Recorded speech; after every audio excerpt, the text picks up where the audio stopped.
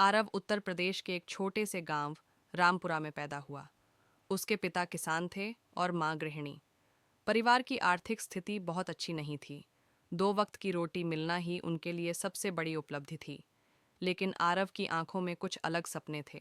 वो पढ़ना चाहता था, कुछ बड़ा करना चाहता था। बचपन की चुनौतियां गांव में केवल एक ही स्कूल था, और वो भी एक प्राथमिक सरकारी स्कूल।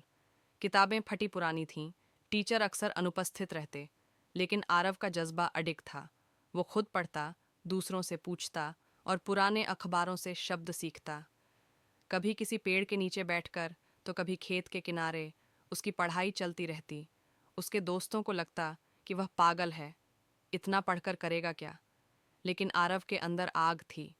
उसे पता था कि अगर उसे अपनी ज़िंदगी बदलनी है तो पढ़ाई ही उसका एकमात्र रास्ता है।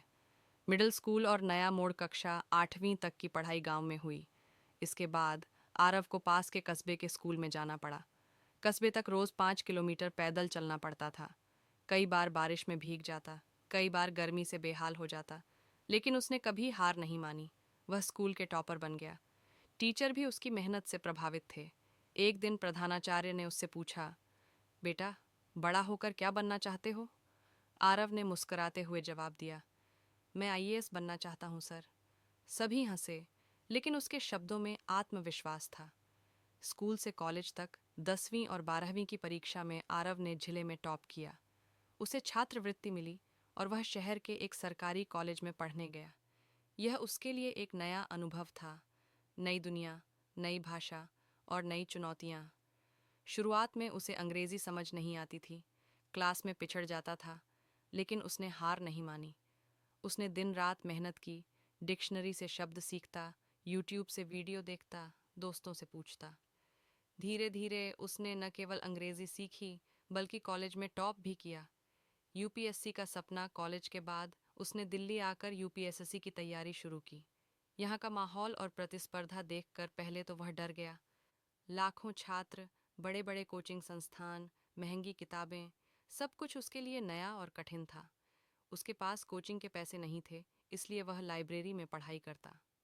सुबह 6 बजे से रात 10 बजे तक बस पढ़ाई। कई बार खाने को पैसा नहीं होता, लेकिन वह अपनी मेहनत से कभी पीछे नहीं हटा। पहली असफलता पहली बार जब उसने यूपीएससी का प्रीलिम्स दिया तो वह पास नहीं हुआ। यह उसके लिए बहुत बड़ा झटका था। वह कुछ दिनों के लिए टूट गया। लगा जैसे पूरी मेहनत बेकार गई। लेकिन उसके पिता ने फ़ोन पर कहा, हार मानने वाला मेरा बेटा नहीं हो सकता। ये बात उसके दिल में उतर गई। उसने फिर से उठने की ठानी, फिर से किताबें उठाईं, फिर से वही दिन रात का संघर्ष शुरू। सफलता की सुबह दूसरी बार जब परिणाम आया तो आरव का नाम अंतिम सूची में था, आईएएस अरव सिंह। उस दिन पूरे गांव में जश्न का माहौल था।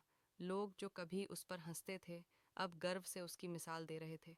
गांव के बच्चे अब उसके जैसे बनना चाहते थे।